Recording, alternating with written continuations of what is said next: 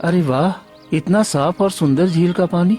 ये पानी मुझे मिल जाए तो मेरी प्यास बुझ जाए। चलो जल्दी से पानी पी लेता हूँ, मुझे तो बहुत जोर की प्यास लगी है। फिर रघु झील के पास पहुंचता है। तभी उसकी नजर एक पेड़ के बगल में पड़े एक घायल हिरन पर पड़ती है। अरे ये तो घायल है, लेकिन मैं क्या करूं? वैसे भी इस जंगली जानवर के लिए मैं अपना वक्त खराब क्यों करूं? मुझे तो बहुत जोर की प्यास लगी है। चलो पहले पानी पी लेता हूं। रघु जैसे ही झील से पानी पीने के लिए हाथ डालता है, तभी अचानक उसके हाथों में पानी की जगह सोने चांदी के सिक्के निकलते हैं। अरे ये क्या, मेरे हाथों में सोना चांदी? ये तो जादुई झील है। आज तो मेरी किस्मत खुल गई। अब मैं अमीर बन जाऊंगा और सारा खजाना अपने घर ले जाऊंगा। तभी अचानक तेज रोशनी फैलती है और रघु उसी झील में समा जाता है। तभी एक रहस्यमयी आवाज आती है। तुमने क्या सोचा था? लालच में इस झील को छुओगे और बच जाओगे। अरे आनंद, बहुत वक्त हो गया है, चलो थोड़ा आराम कर लेते हैं, फिर आगे बढ़ेंगे। नहीं रामलाल चाचा, हमने अभी बहुत कम सफर किया है। त्रिकुट पहाड़ पर पहुंचने में कम से कम 3 दिन लगेंगे। हमें जल्दी चलना होगा। मुझे किसी भी तरह आनंद को रास्ते से हटाना होगा।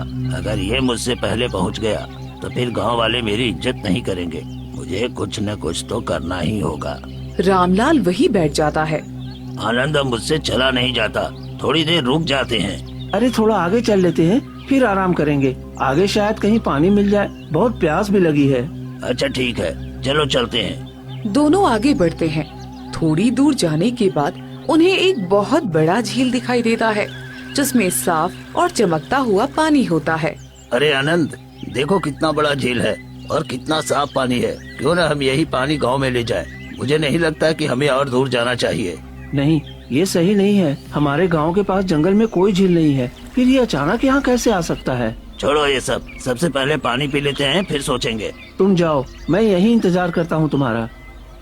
फिर रामलाल झील के पास जाता है और वहाँ उसे एक घायल हिरन दिखाई देता है। अरे यहाँ तो एक घायल हिरण है, लेकिन मुझे क्या, मुझे तो पानी पीना है। रामलाल जैसे ही झील में हाथ डालता है, उसके हाथ में सोने चांदी आ जाते हैं। अरे ये तो सच में धनी बनने का मौका है। अब मुझे गाँव वालों की क्या परवाह, मैं सारा खजाना लेकर लौट जाऊंगा और आराम की जिंदगी जीऊंगा और इस आनंद को यहीं मार कर फेंक दूंगा और गांव वाले समझ भी नहीं पाएंगे। मैं गांव वालों को झूठ बोल दूंगा कि आनंद लालच में सोने चांदी के चक्कर में पहाड़ से गिरकर मर गया। हाँ, यही सही रहेगा। रामलाल लालच में आकर झील से खजाना निकालने लगता है। तभी अचानक तेज रोशनी फैलती है और रामलाल झील के अंदर समा जाता है। वहीं दूसरी तरफ आनंद अकेला इंतजार करता रहता है। इतनी देर हो गई, रामलाल चाचा अभी तक क्यों नहीं आए? मुझे जाकर देखना चाहिए। आनंद झील की ओर बढ़ता है। वहाँ पहुंचकर देखता है कि वहाँ कोई नहीं है। ये क्या, अभी तो रामलाल चाचा यहीं आए थे, फिर वो गए कहाँ? कहीं झील में तो नहीं गिर गए? आनंद आगे बढ़ता है कि तभी उसे वही घायल हिरन दिखाई देता है। हे राम, इस बेचारे बेजुबान के सिर से कितना खून निकल रहा है। मुझे इसकी मदद करनी चाहिए। आनंद जैसे ही हिरन को उठाने लगता है, तभी वो बोल पड़ता है। तुम पहले व्यक्ति हो जिसने इस झील के पानी की जगह मुझे चुना है। अरे ये क्या, तुम बोल सकते हो? हाँ, क्योंकि ये कोई साधारण झील नहीं है। ये एक माया जाल है जो तुम्हें त्रिकुट पहाड़ जाने से रोकने के लिए बनाया गया है। पर मैं कुछ समझ नहीं पा रहा हूँ। आखिर तुम कहना क्या चाहते हो? साफ साफ बताओ। त्रिकुट पहाड़ का पानी बहुत पवित्र और जादुई है। ये गलत हाथों में न जाए, इसलिए ये माया बनाई गई है। ये शक्तियाँ तुम्हारी परीक्षा लेंगी। तुमने पहली परीक्षा पास कर ली है, आगे और भी कठिन परीक्षाएं आएंगी। अगर तुम उन पर खरे उतरे तभी मंजिल तक पहुँच पाओगे। तुम्हारा बहुत बहुत धन्यवाद दोस्त, तुम्हारी वजह से मेरी जान बच गई। अब मैं आगे बढ़ता हूँ। मेरे गाँव वाले प्यास से तड़प रहे हैं और मुझे हर हाल में पानी लेकर जाना है। फिर आनंद आगे बढ़ जाता है। चारों तरफ सन्नाटा और हल्की हल्की हवा चल रही होती है। हे भगवान, मुझे सही रास्ता दिखाओ। मेरे गांव वाले मेरी राह देख रहे हैं, मुझे कमजोर मत पड़ने देना। अचानक जमीन हिलने लगती है और आनंद घबरा जाता है। ये क्या हो रहा है? यहाँ सब कुछ हिल कैसे रहा है? जमीन के अंदर से तेज रोशनी निकलती है और आनंद के सामने सोने चांदी और हीरो से भरा विशाल खजाना प्रकट हो जाता है। अरे बाप रे, इतना सारा धन! हाँ, इतना सारा धन तो मैंने सपने में भी नहीं देखा था। तभी हवा में एक रहस्यमयी आवाज गूंजती है। आनंद, ये सारा खजाना तुम्हारा हो सकता है, बस एक शर्त पर। क्या है शर्त आपका? यदि तुम ये धन अपनाओगे तो त्रिकुट पहाड़ जाने की जरूरत नहीं पड़ेगी। इस धन से तुम राजा जैसी जिंदगी जी सकते हो। तुम्हारी माँ कभी भूखी नहीं रहेगी, तुम्हें कोई मजदूरी नहीं करनी पड़ेगी। आनंद थोड़ी देर खजाने को देखता है। उसकी आंखों में चमक और लालच दोनों झलकते हैं। अगर ये धन मिल जाए तो माँ को कभी दुख नहीं होगा, मैं भी आराम की जिंदगी जी सकूंगा। आनंद धीरे धीरे खजाने की ओर बढ़ता है और एक सोने का सिक्का उठाता है।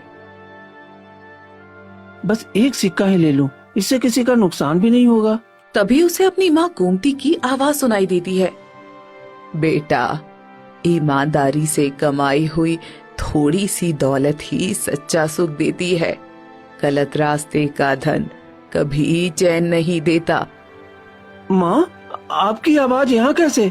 ये क्या हो रहा है? तभी गांव वालों की आवाज सुनाई देती है।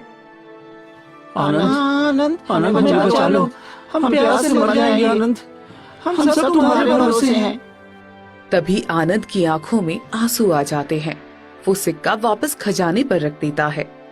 नहीं नहीं, मैं ये धन नहीं लूंगा। अगर मुझे अमीर बनना है तो अपने गांव वालों को बचा कर बनूंगा। माँ की इज्जत और गांव वालों की जिंदगी इस धन से कहीं ज्यादा कीमती है। तभी तेज हवा चलने लगती है। खजाना धीरे धीरे गायब होने लगता है। शाबाश आनंद, तुमने लालच की परीक्षा पास कर ली। तुम्हारा दिल साफ है। अब आगे की राह तुम्हारे लिए खुल गई है। आनंद के सामने एक नया चमकता हुआ और उसके सामने रास्ता बन जाता है।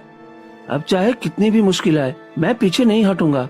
आनंद आगे बढ़ जाता है और थोड़ी देर बाद उसे बहुत जोर से प्यास लग जाती है। ए भगवान, अब तो मुझे बहुत जोर की प्यास लग गई है, पर मुझे रुकना नहीं है। मुझे किसी भी हालत में त्रिकुट पहाड़ पर पहुंचना ही है। अगर मुझे इतनी प्यास लग रही है तो मेरे गांव वालों की क्या हालत हो गई होगी। मुझे चलते ही रहना होगा। फिर आनंद जैसे तैसे आगे बढ़ता है और त्रिकुट पहाड़ पर पहुंच जाता है।